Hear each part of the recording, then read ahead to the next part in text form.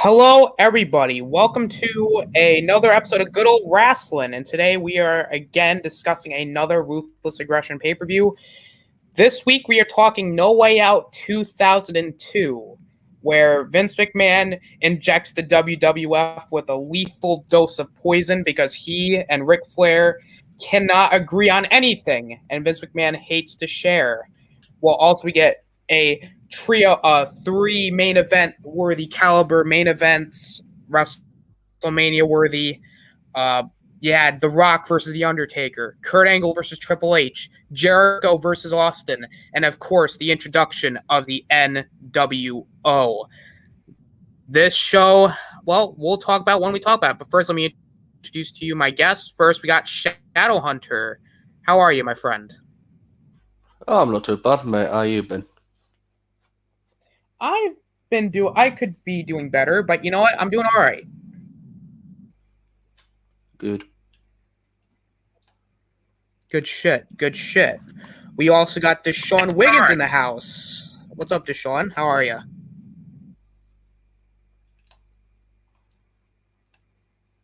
All right. Good shit. Good shit. Before we begin, I'm gonna let everybody tell themselves where they can find themselves at. We'll start with Shadow Hunter. Where can they find you at? You can find me on my YouTube channel at Shadow Hunter, where I recently dropped a trailer for my fan film The Force Unleashed. I also do some wrestling stuff over there, some Star Wars stuff, and some film stuff. So yeah, come on by and check it out. It's pretty solid. And also you can find out when I upload if you follow me on Twitter at PF Shadow Hunter. All right. Good shit. Good shit. Up next, we have Sean. Where can they find you at?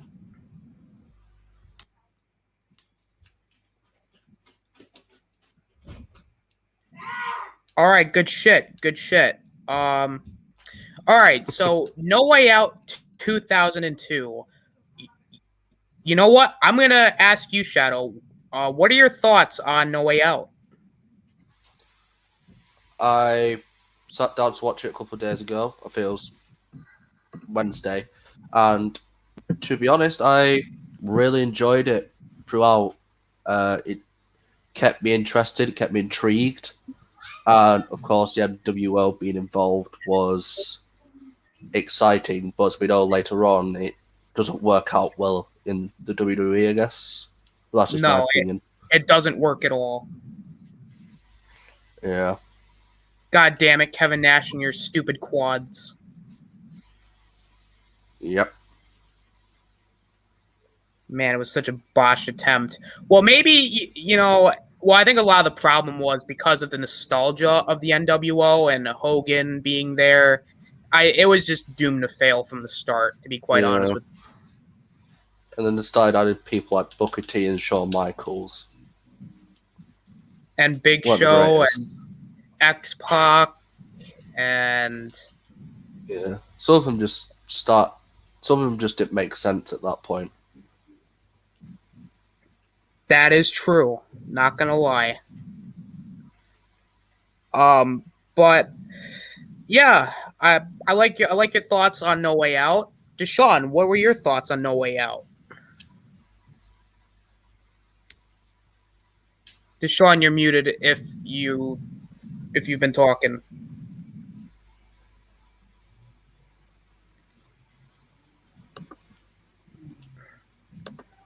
Okay, I think he's just out of commission right now. That's perfectly fine.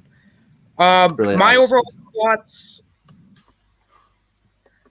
I thought it was okay. I like No Way Out. I prefer Royal Rumble, the previous pay-per-view, to this. This show had some good matches. I do think there were matches that may have went a little too long, and there were matches that I do think were underwhelming, but not terrible. Like, I'd still say it's an enjoyable watch, maybe your first time, but it's not a pay-per-view that I would go back to over and over again, if that makes any sense. It's a good setup pay-per-view for WrestleMania, but there were a couple booking decisions that might have made sense back in 2002, but long-term, I don't know if it necessarily worked, especially one of the matches on the show, which we will get to when we talk about it. But I do agree the NWO being there was cool. Like seeing Hogan, Nash, and Hall back in the WWF at this point was a big deal because they were in WCW for basically the majority of the 90s. And, this being the first appearance of them, in a big promotion, it definitely had a lot of hype to it. Did it deliver on this pay-per-view? Yes and no. And just overall, I do agree. The NWO in the long haul just was doomed to fail, especially because Hulk Hogan was there. And we will talk about that when we get to WrestleMania next week. But, we're jumping the gun here a little bit. I think we need to talk about the show as a whole. No Way Out 2002 took place at the Bradley Center in Milwaukee, Wisconsin. There was over 15,000 in attendance, and JR and Jerry the King Lawler are the commentary duo for this pay-per-view. Once again, I'm going to keep saying this. Jim Ross and Jerry the King Lawler is probably the best combination when it comes to commentary. It's like JR is is actually the best commentator of all time. Jerry Lawler, again, great. So no problems with Jerry or JR here. So the pay-per-view opens up with the NWO coming out, which I thought that was a little strange, bringing them out in the beginning. I thought it would have been better off if they came out towards the end. But I was like, okay, I get what they're doing. They're setting the mood for the show. Hall, Nash, Hogan come out in the NWO garb. They get a huge pop from the crowd. I think mainly Hogan got that pop, but, I think Nash and Hall got the nostalgia pop as well. Hall did the "Hey Yo," which got a nice reaction, and the crowd was saying what throughout this promo because they were just like, man, because they're still heels. Like it's like more of like a sarcastic promo where they're like, we're like you fans, even though we're richer and more famous, but we're just like you fans. We want some autographs. We just want to be accepted, essentially. And they thank Vince McMahon for, bringing them back in. Even though Vince McMahon just brought him in to destroy the WWF, it looks like the NWO doesn't want to do that. They want to be accepted by the boys in the back. Will that happen? We don't know. We got to find out later on in the show. And it basically ends with them doing some poses and stuff. So I want to ask you, Shadow, what do you think about this promo from the NWO? It was a good introduction, and to be honest, I prefer the NWO to be less promo-like and just more action. But no big complaints about it. But yeah, it was just an average promo, and I feel like the NWO aren't really the guys for promos besides from Hulk Hogan, maybe, because he's probably one of the people that can consistently get a crowd going on a promo. So yeah, that's my thoughts on it. All right, good deal. All right, Deshaun, you're back. Yeah. Give us your thoughts on No Way Out.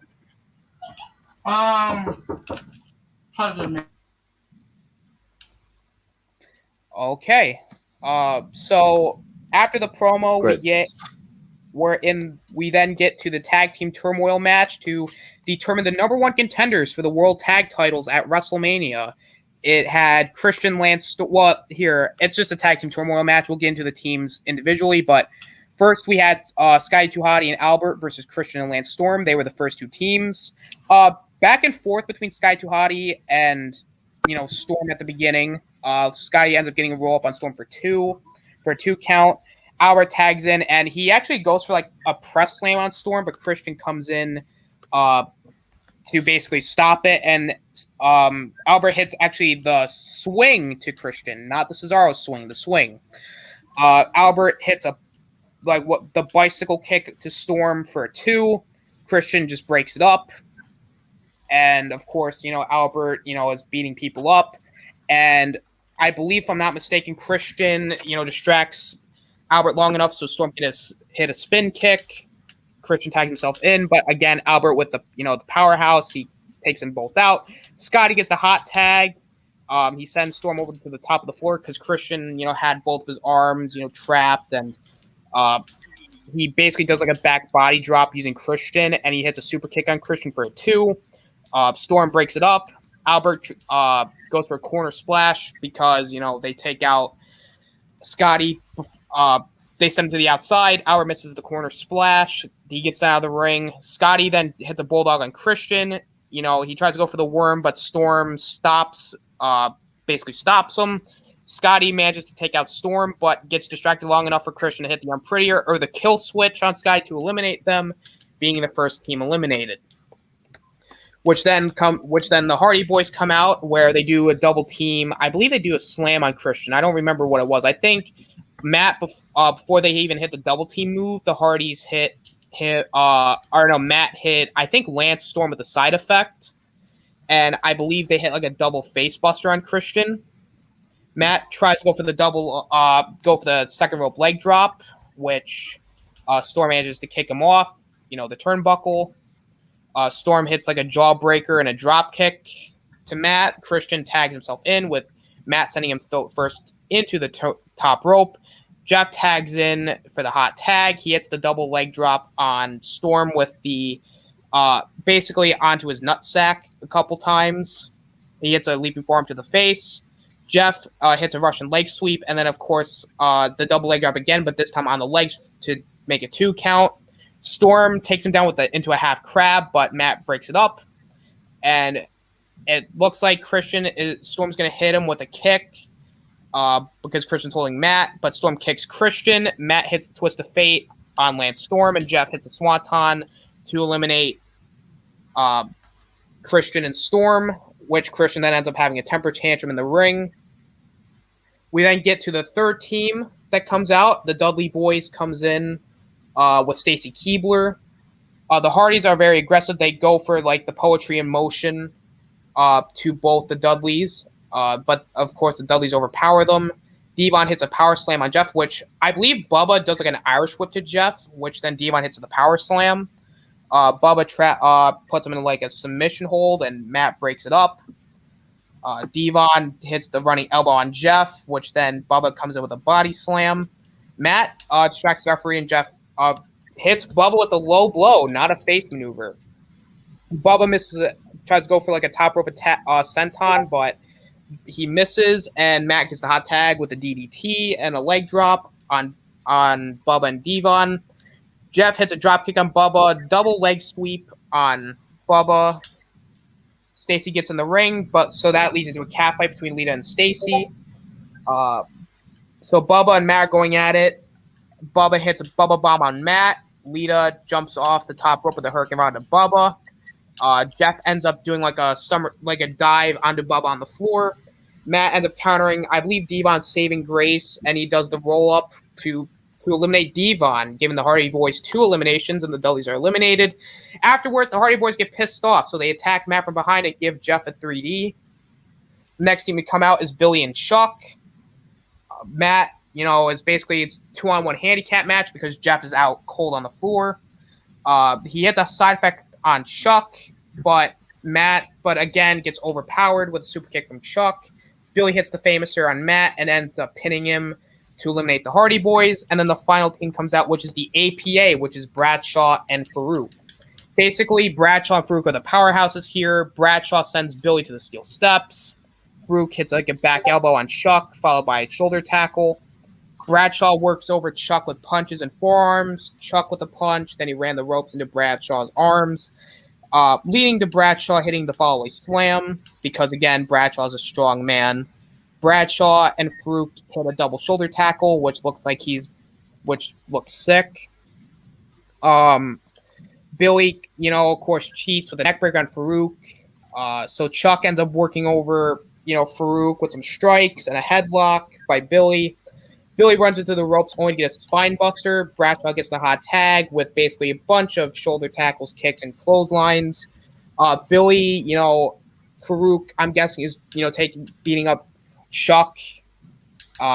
Billy, sends him to the ropes, and then Bradshaw hits him with a huge clothesline from hell, which looked fucking crazy. And Bradshaw pins Billy Gunn to win the match to become the number one contenders for the World Tag Team Championships. You know what, Shadowhunter? I'm going to start with you. What did you think about the match? I was intrigued in it. It weren't the best match at night. It was okay. It was good, but also very just meh at the same time. If I'd give it a grade, I'd probably give it a B-. All right. Good grade. Deshaun, what about you? Before I go, because I gotta do something real quick. This match, I feel like this was the best match on the card, and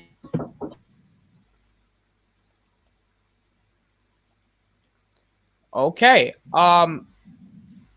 It was an okay start. I probably would have had the tag title match here, or even the RVD Goldust match, because this match was decent. Like, it's like a good opening match, but I think with a lot of the matches on the show, I felt like you could have had something else be the opening match and it would have just been as good. But I'd give it I'd say B-. There's some cool spots here. I think the Hardy Boys looked good. I think even the Dudley Boys looked good, even in defeat. They make Billy and Chuck look good. Like, I would say each team for the most part looks pretty good overall. Maybe except for Sky Tuati and Albert, but not too bad. I kind of agree with Shadowhunter. I'd give it, I'd say B. I'd say, I'll go with a solid B. Not bad. You finish up your thoughts, Deshaun. yeah, I thought the match was great. I think it was the best match on the card for now, until we get to the pay-per-view. But it was a pretty good match. I give it a, I give it A-. Why not? Ooh, okay. Very good stuff. And I know you got to leave, Deshaun, but can you give us your overall thoughts on the pay-per-view as a whole?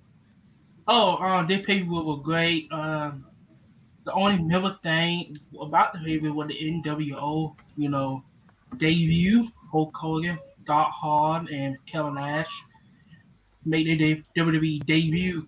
Technically they did, but technically they did. I don't know how they work. But beside that, good pay-per-view. Stone Cold face Chris Jericho for the undisputed World Heavyweight Champion. That was a very good match. I think that was the second best match on the card. Besides that, it was a pretty good show. I give it I give it a B+. All right. Good stuff. So next up, Ric Flair is getting interviewed by Michael Cole, and Ric Flair's like, I am sick and tired of the NWO being in my ring. Woo! He's like, See y'all later. Oh, take care, Deshaun. He's like, the NWO is going to poison this company, and it's going to destroy this business. And, Ric Flair's going on about the NWO, and he's going to, the WWF is going to teach the NWO some respect. Woo! And then the Undertaker shows up, and he's like, speaking of respect, you better respect me, Flair. I'm going to kill you. Well, he doesn't say that, but I'm pretty sure that's what he meant. So Taker around this point is basically like, I need respect. You need to respect me, even though everybody already did at this point. He's the American badass. Exactly. I thought Taker just doesn't work as a heel, especially at this point. I don't know. Like, he worked as a heel in the 90s, but at this point, like, I don't think he worked as a heel. Like, especially because his main thing was like, I need respect, but everybody respected him already, so the heel run really made no sense. If he gave him like a better motive, I'd have been like, okay, I can buy this. But Taker, especially now, I always bought him more as a baby face, if that makes any sense. I get what you mean, but I don't know. The American Badass is just so. Well, it's in the name, but Badass is just so. It's just so cool to see him on the motorbike just coming out to ring every match. Well, nearly every match before Lesnar destroyed his bike a couple months later. But yeah, I thought Taker worked to the heel. I mean, I don't feel like the Undertaker really had a bad gimmick, to be honest. No, Besides for I his think celebrate one. all of his gimmicks worked for the most part. Like his ministry gimmick was awesome. Yeah. The American Badass gimmick, I actually say, is underrated in terms of like it's not talked about as much because he did a lot of good stuff with this gimmick. I mean, Oh, he did, yes. So I think Taker to me, like I kind of see what you're getting at. Like as a like he can work as a heel. It just depends on what material you give with. But I think especially during this heel run, it didn't work. If that makes any sense. Yeah, he's more. He can easily work the crowd over and get more of a reaction as a face, but him as a heel can work and definitely, in my opinion, did with the American Badass stuff. And I felt like his matches were more. I won't say more intriguing. I'd just say better built Yeah. when he was American Badass. All right. I could see that. But I will say once we talk about some of the matches down the line with Taker, especially as American Badass, like there is a lot of great matches, especially with him and Brock, and you know Angle. Angle, the triple threat between him, Rock, and Angle at Vengeance was great. But yeah, did he face Jericho in a tag team match on SmackDown once? I think he did.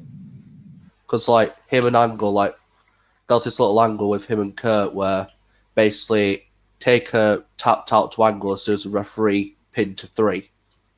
Because Angle's shoulders were on the mat as well, so. Yes. Yeah. I believe that happened, yes. Yeah. I believe Taker faces Triple H a couple times during this run.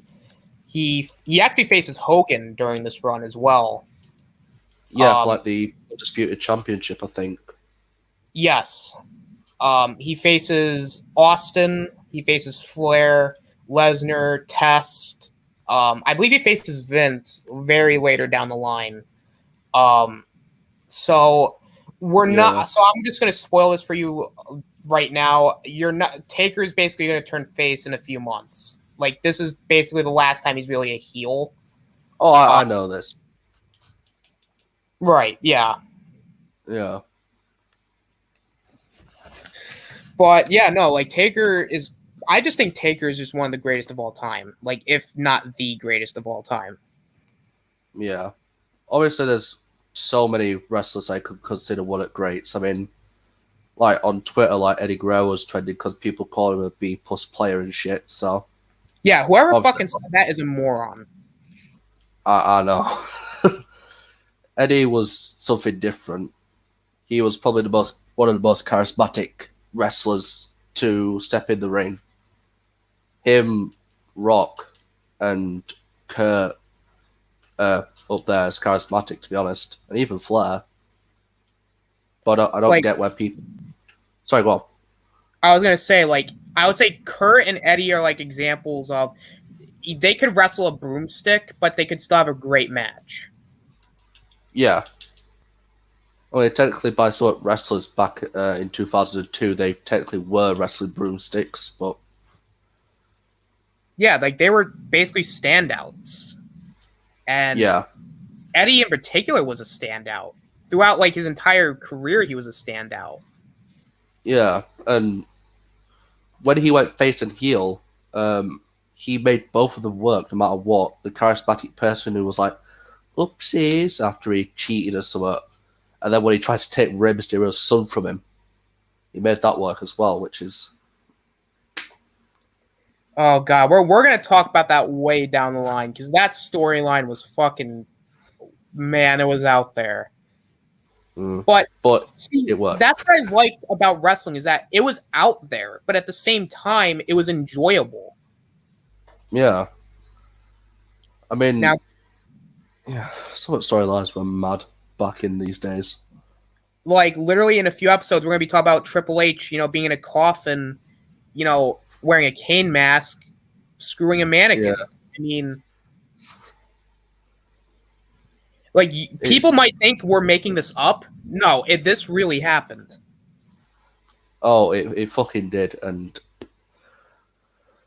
oh my god. Whoever you wrote may think you're joking, but it happened. It's just different gravy back in these days, and I don't know, just call me I grew up around the Ruthless Aggression era. I started watching wrestling in 2007 when Undertaker, Mysterio, Cena, Orton, and all that.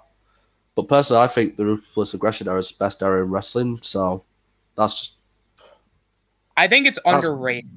Like, compared to the Attitude Era is definitely better, but the Ruthless Aggression era is definitely underrated in the sense of it built new stars while at the same time you're still getting the quality wrestling.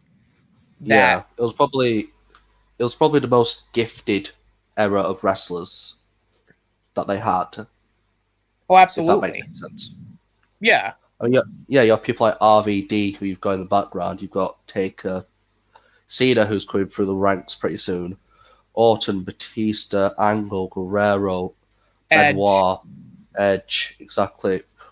Regal in some instances. I know he's been underrated, but yeah, I don't know. It's the Ruthless Aggression era, so people usually only remember it for John Cena and Randy Orton. And even in this period in time, they still had Hogan, Austin, Rock.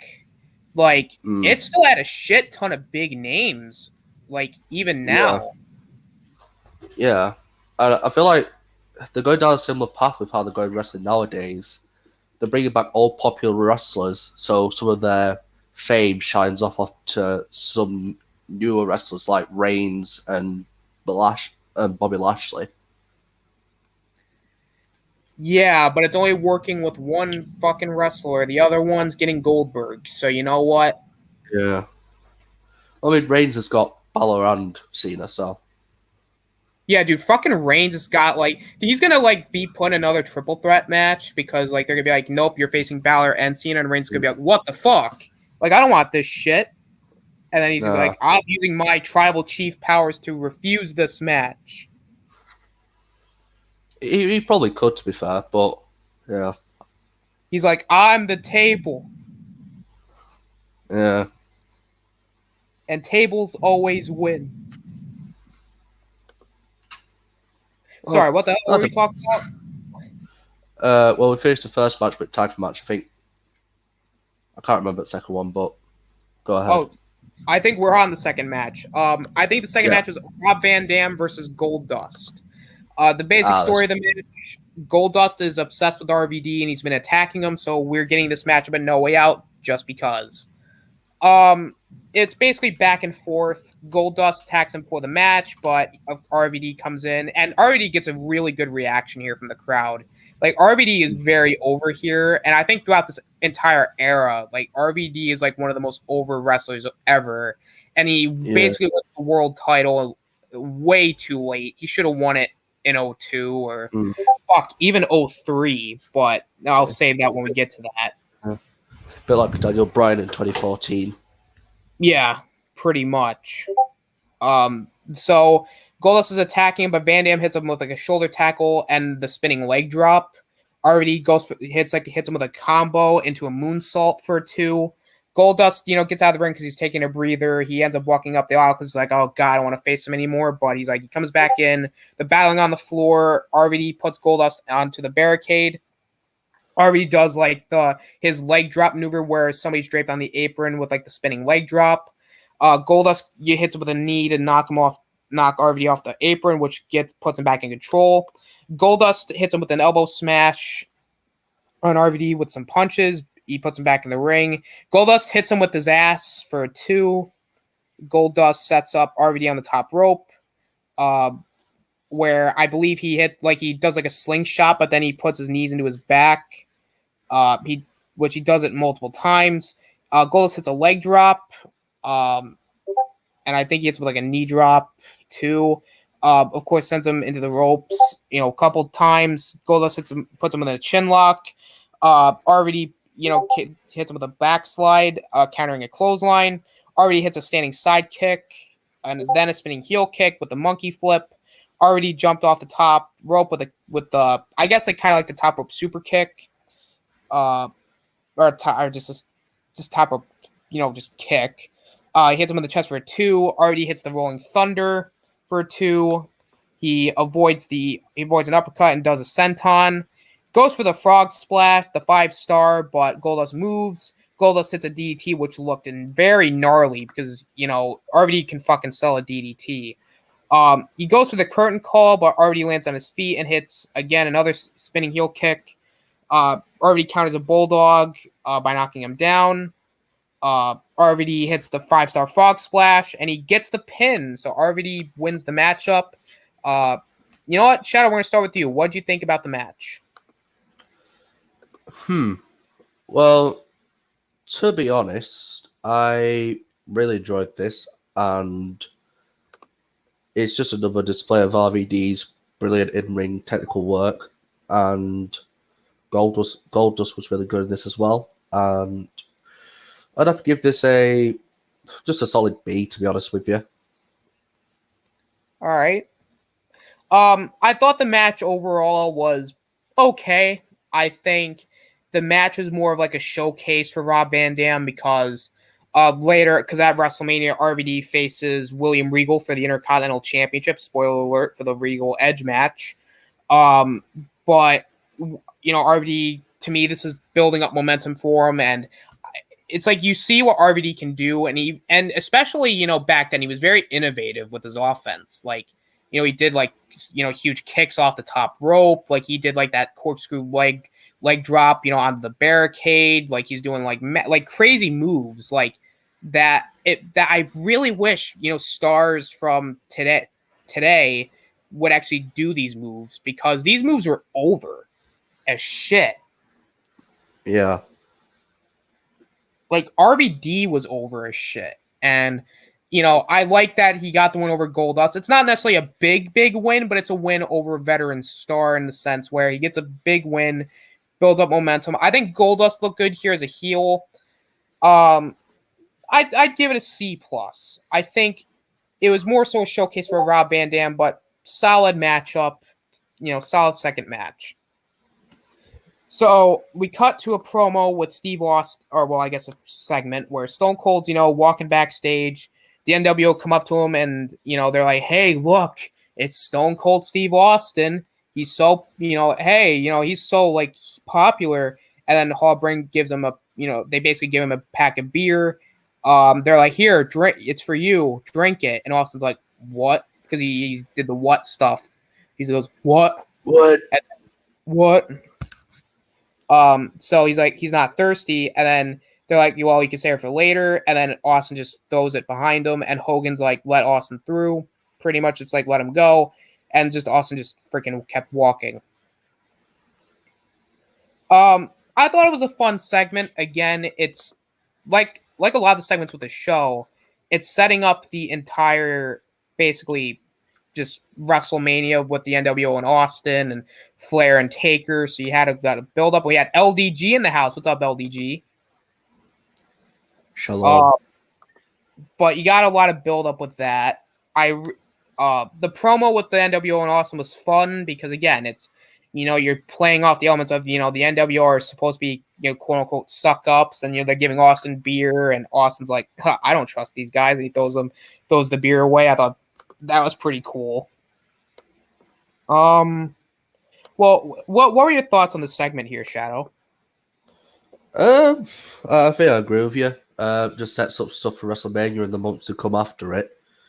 And it's a Stone Cold promo. He's one at best to do it. You can't really say that this was a shit promo. So I mean, I enjoyed it, and that's all you really need to do with a promo, is just to enjoy the promo, I guess. And yeah. All right, good stuff.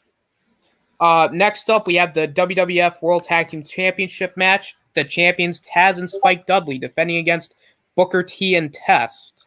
The basic story of the match, well, I don't even remember the story. I guess Booker T and Test are the number one contenders, and Taz and Spike are the champs, so they're just going to go at it. So at the beginning of the match, Test is, a very big guy, very tall man. He basically punches and kicks Taz a bunch of times. Taz, being the tough son of a bitch, comes with a back elbow and a clothesline. Taz tags himself in, and he hits a missile drop kick on Test, which looked cool. He was able to counter he was basically countering shit because, again, he's a very small guy. He's using his speed. He was able to get a pin on Test, but Booker, of course, is the heel here, which, speaking of, over too, I think Booker T was very popular as well with the Spinneroonie and, of course, the theme song. And, Booker T and RVD are, if we're looking at this era, they're very underrated in the sense of they're not talked about as much. Booker T especially, I think he got shafted very hard at WrestleMania 19 by Triple H, but we'll get to that when we get to that.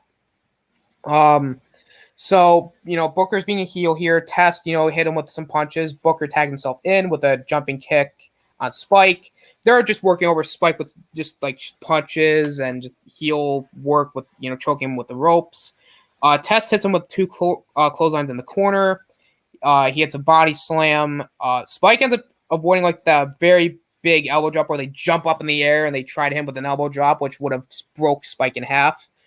Spike does a headbutt to his ribs. Spike goes for the Dudley dog here, but Test is just man, this guy's small, so he just throws him out of the ring. Booker gets tagged himself in, hits the scissors kick, hits the Spinneroonie, but Taz, of course, breaks up the pin attempt. Spike counters Booker with a DDT, which I thought looked cool, where it looked like he was struggling, but then he hits a huge DDT. Taz gets the tag, and he gets the hot tag with clotheslines and the Northern Light suplex, Tazplex. I'm going to call it Tazplexes because in ECW, they just call the suplexes Tazplexes. Taz, hits, of course, they do the same thing like they did in the Tag Turmoil match. I believe Booker T held Taz. Taz avoids the clothesline, and, of course, Taz hits Booker with a clothesline. Booker, sent out of the ring. Spike hits the Dudley dog on Test while the ref is distracted. Booker and Spike are now going at it outside the ring, where Spike sends Booker into the post. Of course, Test, kicks out of the Dudley dog. He hits an elbow with Test doing a pin attempt with his feet on the rope, which I thought looked very nasty because he folded him. And around this time, Test had the invulnerability where he can't be fired, or immunity, where he can't be fired no matter what. So he shoves the referee, who then shoves him back, and Taz ends up hitting him with the Taz mission, where Taz taps out, resulting in Taz and Spike retaining the tag titles. And we got Yvette in the house. Good morning, Yvette. So it looks like the APA is going to be facing Spike and Taz at WrestleMania, or will they? We're going to have to find out at WrestleMania because there's a lot of shocks and turns that we still don't know about. But anyway, Shadow, what did you think of this match? To be quite honest, I couldn't really care for this match. I just feel like the tag teams, kind of like nowadays, were just a bit... They'll just chuck together, you see what happens, especially with Taz and Spike Dudley, maybe. I understand the Dudley Boy storyline with Spike, but I would probably give a C plus. I just couldn't care for it. Yeah, I'm going to give it a C. I thought the match overall was pretty average. Just a standard tag match where the heels work on the small guy, and of course his tag partner gets the hot tag, and the baby faces win. I agree with you. This was very random tag teams here. Booker T and Test, I thought that was pretty random, which, fun fact, they're former tag team champions, by the way, together. So it was very weird in the sense of it's just random, and Spike and Taz, decent chemistry here. They're both from ECW. I thought they worked well together.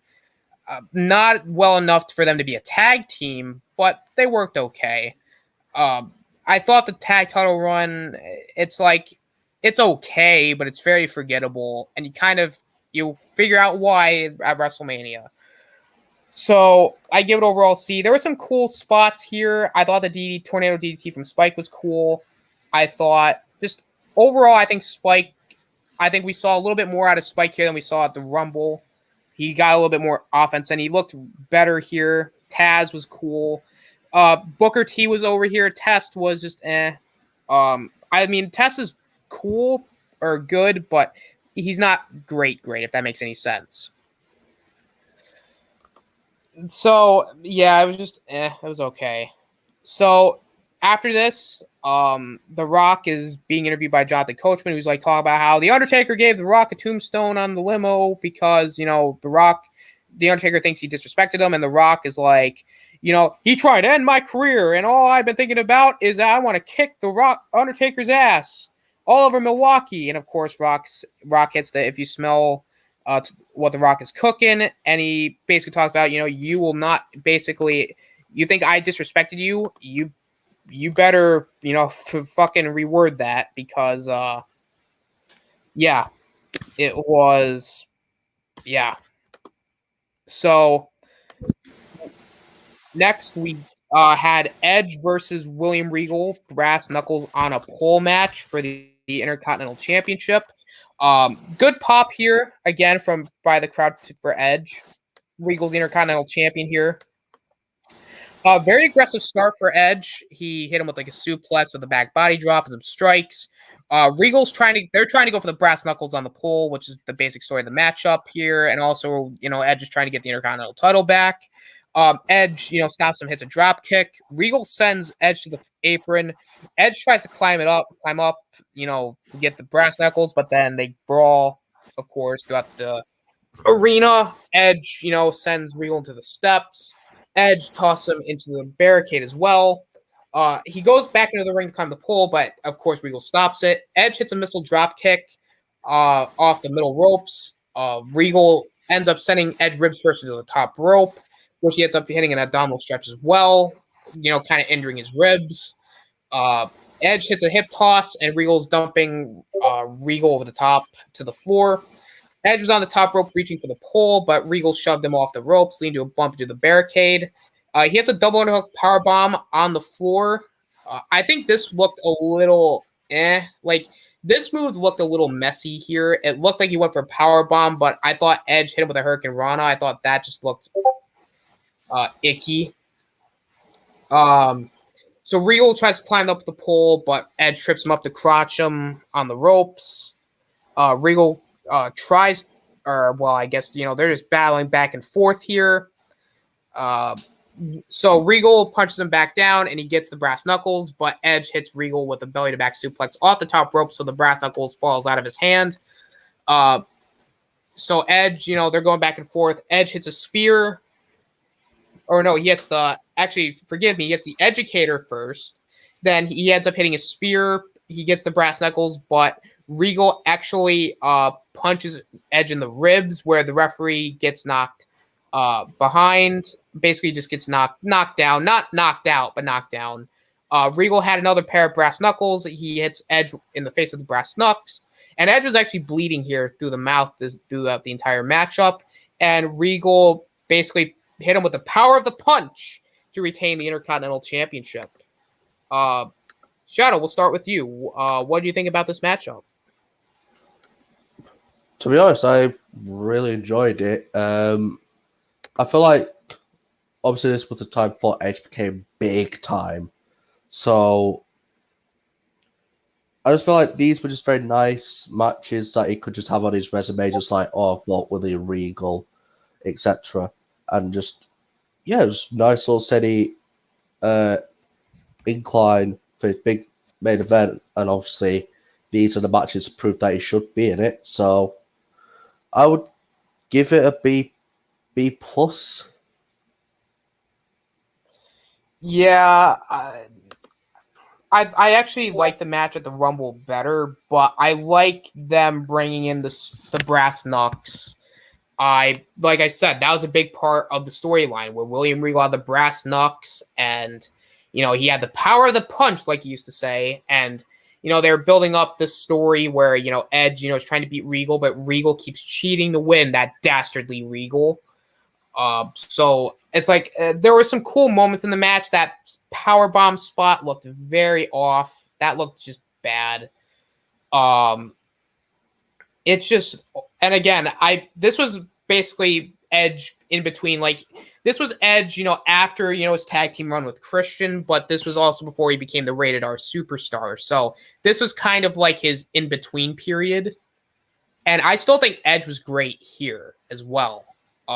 Again, this is kind of like one of his more underrated runs, because Edge is very great in the ring, and he definitely shows it, throughout 2002, especially with like Angle and Guerrero. So you're going to see a lot of great Edge matches. Very underrated, definitely, run of Edge. William Regal, again, like, I will agree, he's very underrated. I don't know if I would say he's underrated in the sense he should be a multiple-time world champion, but I'd say he deserved one world title run during his tenure with the company. I'll give it a B-. Solid match, but it could have been a little bit better, if that makes any sense. Yeah, it does, to be honest. Yeah. So after this, Kurt Angle, is getting interviewed backstage, and Kurt Angle saying he's going to beat Triple H tonight. And the fans are just like chanting the what chant, because of course, Angle at this point is a heel. Angle, is like, you see these gold medals? I didn't win them in a cereal box. Because I got these because I'm the best. And that, Stephanie lying about her pregnancy was the best thing he's ever heard, because, Triple H would have been a lousy father, and that he was going to be Triple H's daddy, and that daddy will basically be the number one contender after tonight. Solid promo from Angle, not his best work, but solid.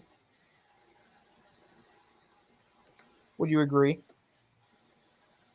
Yeah, I mean, Angle can always cut a really great promo, and just feel like this one was definitely not one to remember, so Yeah. I feel like he could have operated and like performed it better. I agree. Next up, we have the first of three main events, like I say. The Undertaker versus The Rock. The basic story of the matchup, The Rock made fun of The Undertaker because he got eliminated by Maven in the Rumble match. So The Undertaker came out and he cost The Rock his match in the tournament to determine the number one contender for the undisputed title against Kurt Angle, because he hit him with a choke slam. So, of course, Undertaker is hitting Rock with a lead pipe on Raw. So The Rock's like, all right, we're not even. And The Rock cost The Undertaker his hardcore title against Maven. And so Undertaker ends up coming back and hitting him with a tombstone pile driver on top of the car. So I thought that was a pretty cool story, in a sense. Like, Undertaker again feels disrespected, and The Rock, these two are costing each other shit. So it's like now they're getting like this huge matchup. Undertaker comes out on the motorcycle with the Rollin' theme, which I love the Rollin' theme. Like, Rollin' was a very fitting theme. I definitely liked his later theme though. The Big Evil theme, which we hear at Unforgiven. I think that was probably second favorite, but Rollin' is up there, because I think Rollin' fit his character at this point, where he had the motorcycle and he's the basically the American badass. So I mean, definitely a really, really cool theme, and just really cool overall for Taker.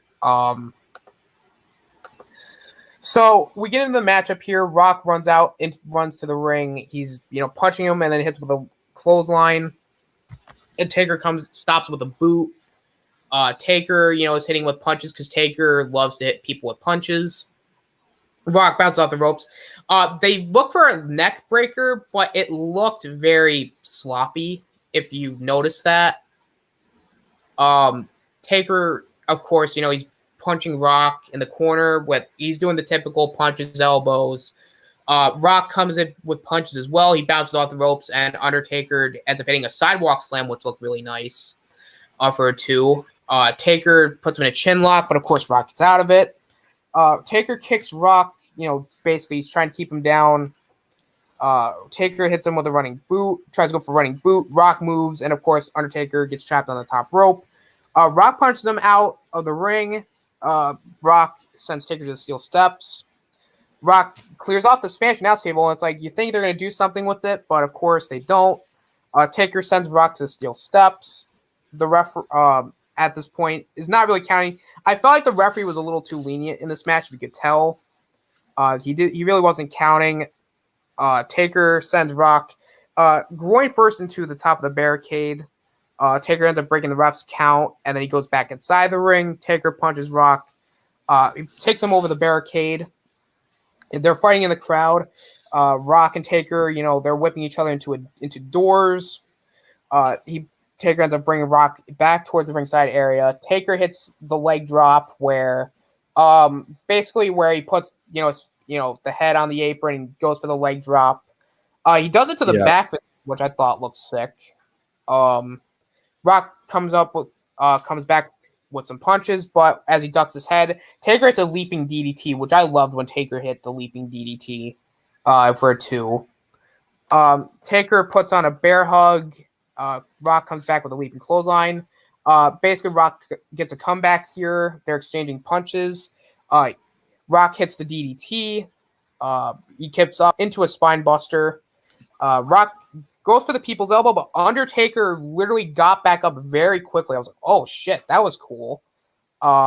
So he's choked. He looks for the choke slam, but Rock hits him with a low blow, but the ref didn't do anything, which I thought that was pretty weird. Rock punches him some more pretty much. The referee goes down. Taker hits him with a choke slam. Taker, of course, gets a 2 count because the referee was slow to get the count. He sits on his motorcycle, reaching for something, which is revealed to be a lead pipe. Ric Flair comes out to stop him, but of course, Taker no-sells this shit because he literally just hits him with a chop.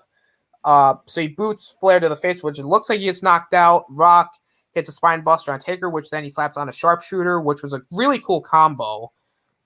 Vince comes down, Kyoto's distracted, Rock, basically beats up Vince in the ring. Taker hits a clothesline to the back of Rock's head. Undertaker looks for the tombstone, but Flair comes back in with the lead pipe shot to Undertaker's face. Rock hits a rock bottom on the Undertaker to beat him.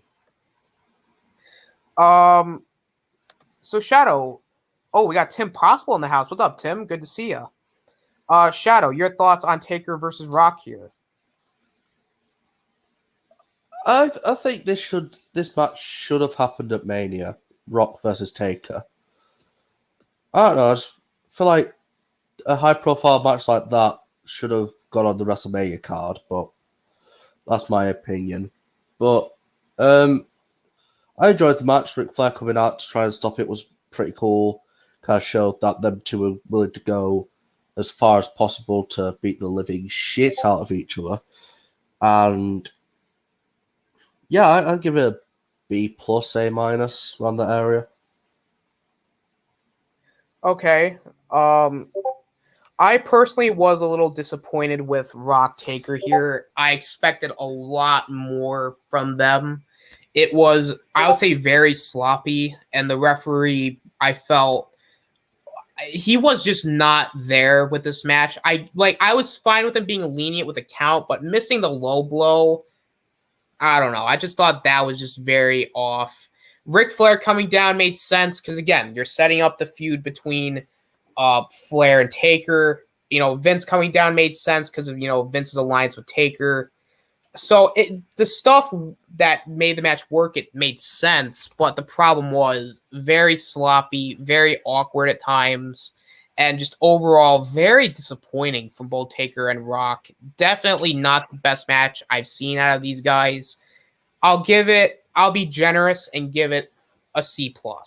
I thought, because just for the fact that it was Rock and Undertaker, I'll give it C+. However, it should have been more, if that makes sense. So Rock Taker was just all right. It was just very sloppy. Mr. Perfect was at WWF New York, where basically Mr. Perfect is basically saying, hey, the fans are ugly, and that he's perfect, which, was cool.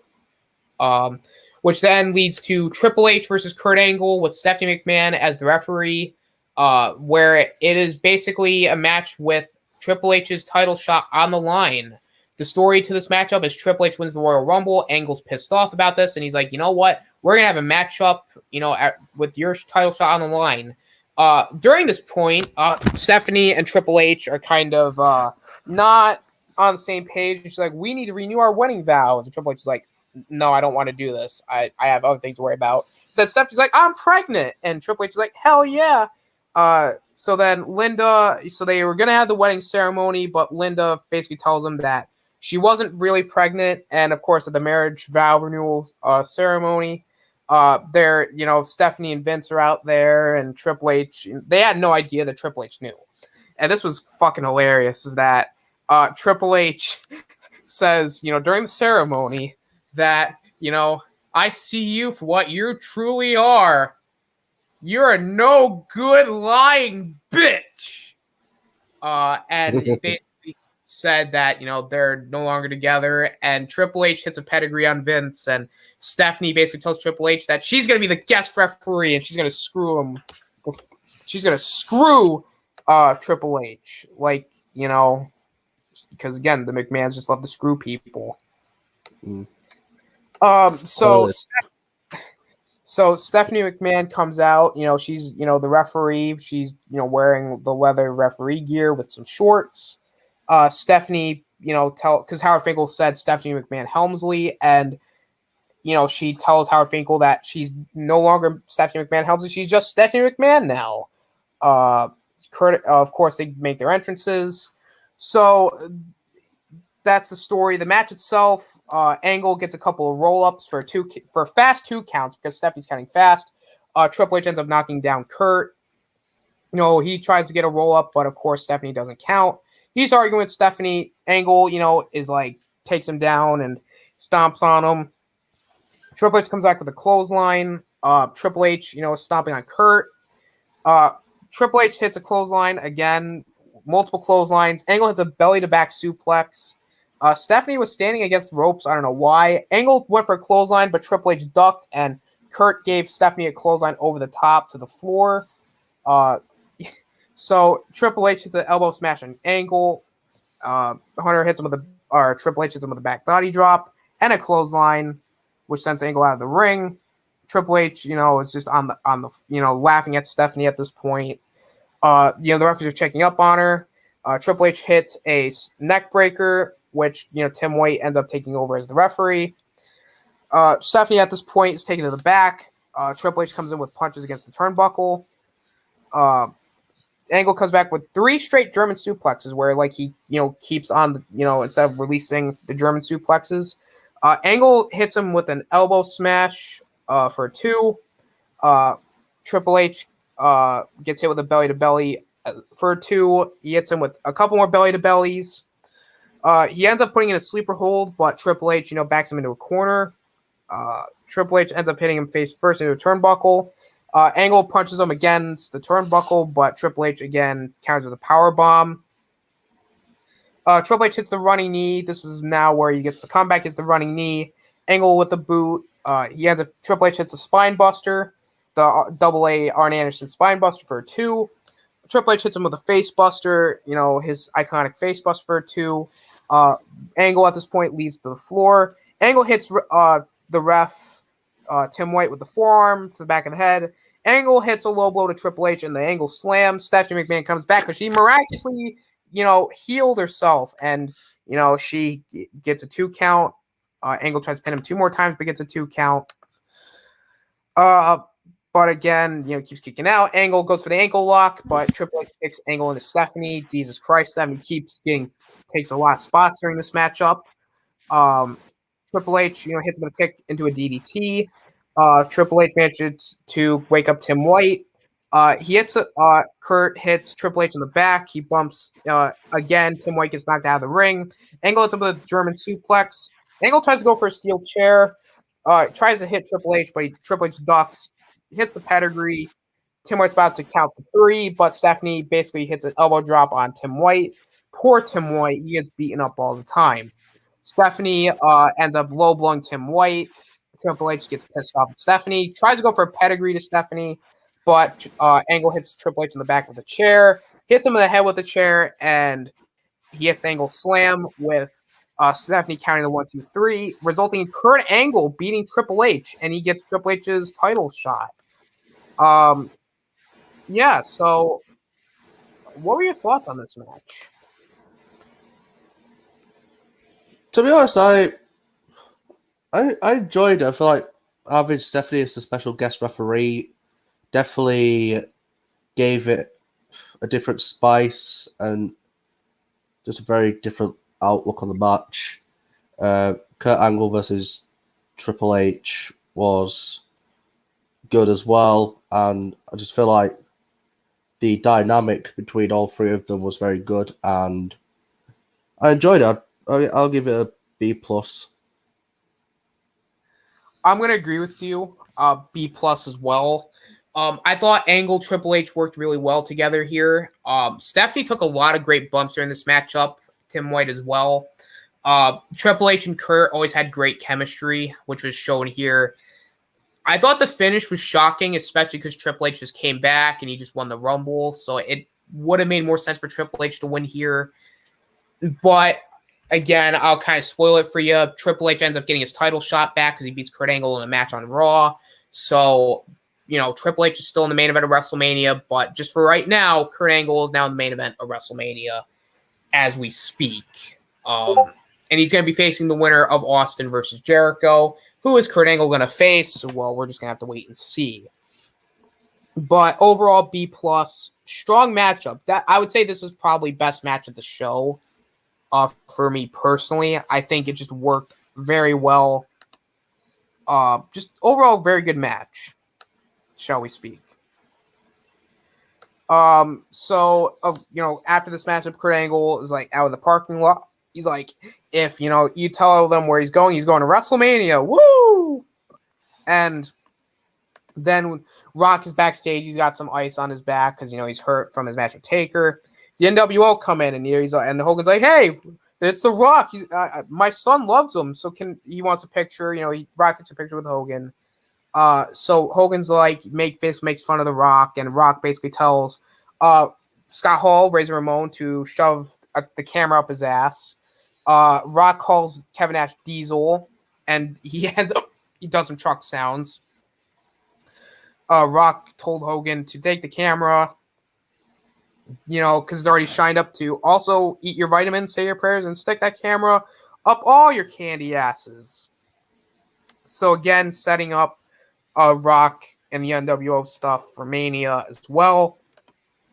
Very good promo here. Again, very funny. Rock always entertaining throughout. So this is basically also the segue to Stone Cold versus Chris Jericho for the Undisputed Championship.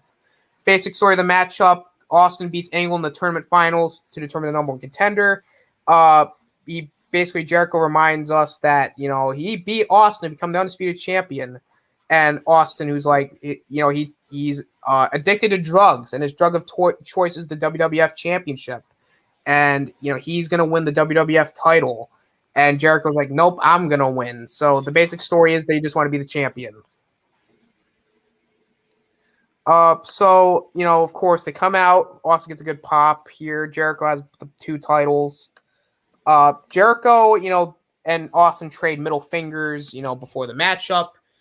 Jericho, kicks him in the gut, but Austin just punches him, and he just beats the shit out of Jericho throughout this matchup. He works Jericho with a bunch of chops, and Jericho gets face first in the turnbuckles multiple times. Jesus Christ. The fans are chanting what every time Austin did it. That's a fun fact for you. Austin hits a clothesline, which again leads to just suplexes. Also just chops him a shit ton of times, which is fucking disgusting. Jericho hits him with neck breaker. Jericho also chops him as well. Jericho, jumps off the top rope, but Austin punches him in the ribs. Austin hits him with a clothesline, over the top. He lands on the floor. Austin and Jericho are now outside the ring, where Austin sends Jericho into the ring post and the steps, which leads to more chops from Austin, which were like, damn. They go back into the ring. Austin does some shoulder tackles of the ribs in the corner. The fans are chanting what here? Austin is just like beating the shit out of him. Austin charges at him, but he moves, and Austin hits his left shoulder into the turnbuckle, or just like the overall, just like turnbuckle, he hits his shoulder, injures it. So Jericho is like chopping him, and then he sends him to the steps. They're brawling here. Austin throws Jericho into two of the trucks, at the entrance. Because like that entrance had like two of the huge like trucks, so I thought that would look cool too. So Austin sending Jericho into the barricade. Of course, Jericho. They're fighting back and forth. Jericho sends Austin to the top of the barricade. Again, more chops. Here throughout this matchup, Austin just chops him again. Austin hits him with 3 straight superplexes for a 2 count. He hits him with more chops. Whips him to the turnbuckle, hits a clothesline. Again, Jericho manages to, put the referee in front of him. Jericho hits a low blow on Austin. Jericho ends up, doing some elbow smashes to him. Jericho, again, with more chops. Austin, of course, looks for a stunner, but Jericho counters, into the walls of Jericho, where Austin gets out of it. Jericho hits him with some knees to the face, but then Austin hits him with a stun gun, which is actually his finisher in WCW. Austin hits an elbow drop for 2. Basically, again, Jericho avoids an Austin charge and sends him out of the ring. Jericho, and Austin are battling back out again. Jericho goes for a chair here, but Austin, gets away from it. The referee ends up catching the chair, which I thought looked really cool. Austin again with a shit ton of chops. Jericho sends Austin back into the barricade. Jericho sends Austin into the announce table. Jericho is, in control with a bunch of chops at his elbow. Goes for the lion salt but misses. Jericho, puts him in a sleeper hold, and he gets out of it. So Austin, these two are like going back and forth. Austin holds the ropes to avoid the drop kick. Because, he Irish whips him and tries to go for a drop, but he misses. Austin goes for the wall to Jericho himself, but of course, Jericho gets out of it. Austin does a catapult that sends Jericho into the turnbuckle. Austin hits him with a spine buster. Austin hits a power slam, which didn't look that great. Jericho hits a bulldog leading to a line salt, which didn't look good either. Jericho hits a second line salt. Austin kicks out at 2. Jericho hits him with a bunch of chops here. Austin moved again. Jericho counters a Luthez press into a walls of Jericho with, again, Austin trying to get out of it. He gets to the bottom rope. Jericho brings in the WWF Championship.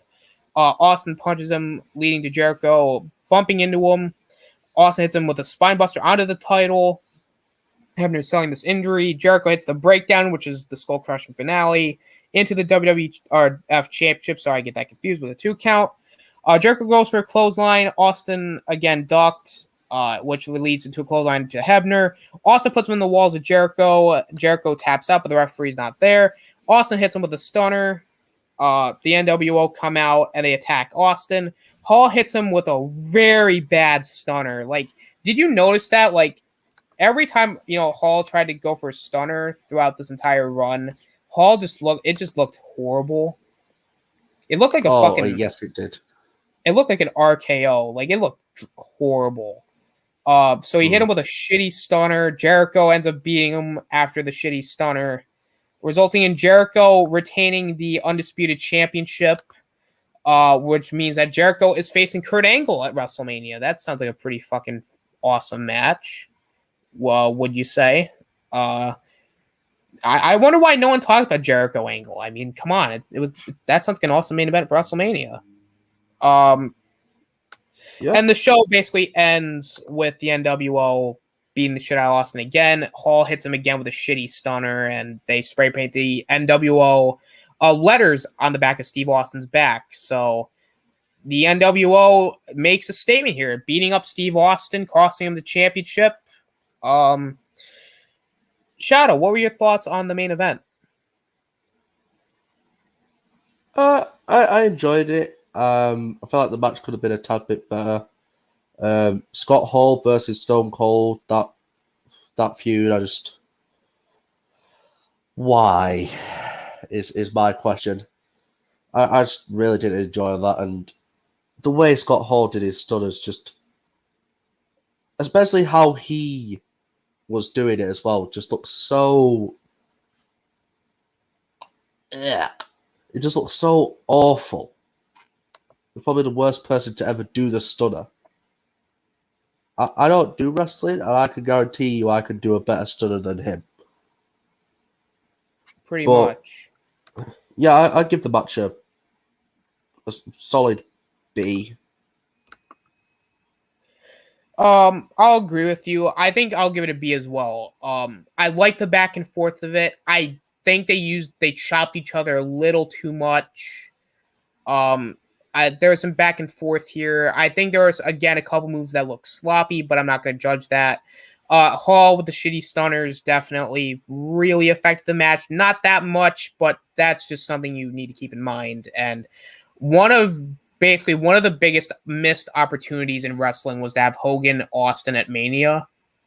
And honestly, you could have even done Austin Hogan for the title at Mania if you did it correctly, but they kind of put themselves in a corner with Triple H Angle, and also you got to think that, it's like you could have had Austin Hogan at Mania, but we know where they went with, and I'm glad they went with it, but it still would have been interesting to see how Hogan Austin would have turned out and who would have won.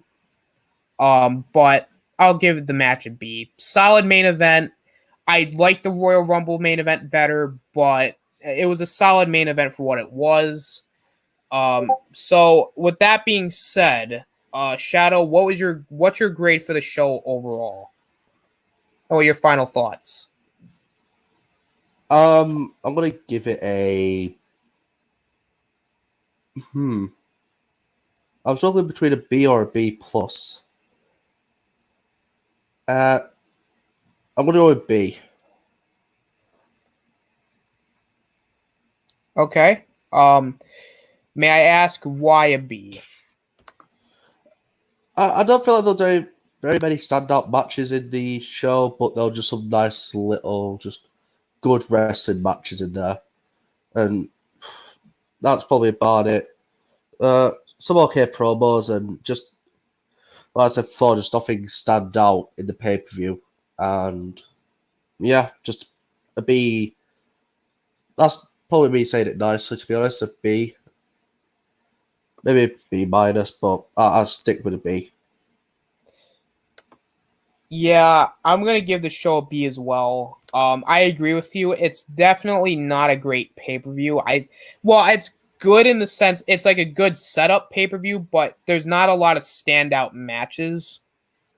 Like, even for like a very like strong card, I thought it was underwhelming. Like, you had Austin Jericho, you had Taker Rock, and you had Angle Triple H. Really only one of the matches, I'd say maybe 2 out of the 3 delivered, but it definitely didn't feel like it stood out. The Rumble was definitely better. But I do think it's like a good setup pay-per-view for Mania because they are building up shit, with Taker, Flair, the NWO, Austin Rock, Triple H, the Stephanie stuff. You had also RVD getting a big win here, APA getting a win. So there's a lot of setup going on, but at the same time, it's just meh.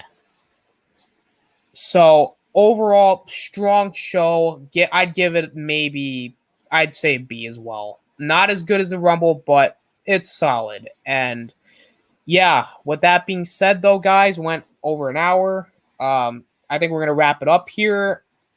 I think the next pay-per-view we're going to be talking about is WrestleMania 18, where it is basically a one-match show. And does this one match deliver? Well, we're going to have to find out, because Rock Hogan is the big match that we're going to be talking about. We're also going to be talking about Flair Taker, Jericho Triple H, Hall Austin, RVD William Regal, Edge Booker T, like DDP versus Christian. Like, there's a shit ton of matches here for WrestleMania. So definitely some big shit here. Yeah, so with that being said, we are basically going to wrap it up here. So where can they find you at, Shadow? You can find me at my YouTube channel at Shadow Hunter, where I'm currently working on a fan film for The Force Unleashed, which I'm hoping to release on May the 4th, 2022. I also upload some other stuff like Star Wars content, film content, and wrestling content, but that's currently taking hiatus right now. And if you want to know when I upload, just go and follow my Twitter profile at PF Shadow Hunter, and then you'll know when I upload, and you can watch my videos there. So Good shit. And you know what? You can just find me here everywhere. I mean, I'm gonna thank everybody in the chat first. I want to thank LDG, Yvette, Tim. I want to thank you guys for showing up. Appreciate it. You find me everywhere at this point. You find me on Chaos Central on Sundays for the Bad Batch Roundtable, Chris Knight's channel for the weekly wrap up, JJ's channel for randomness at its finest, Ninjoid's channel for Galactic Chat, my channel for shows like Good Old Wrasslin, Austin and Friends Talk Pop Culture, Austin and Angry Care Bears Talk Movies, and just a bunch of other shit as well. Also, hashtag release the Austinators DCEU. The Batman rewrite will be coming very soon. Just like I said, a lot of shit's going on in the background right now. Just go follow the Chaos Central Twitter, follow my Twitter. Just basically follow everybody at this point. So, yeah, that basically wraps it up for me. Yeah. Thank you guys for watching. This is the Austinator signing out. Take care, guys.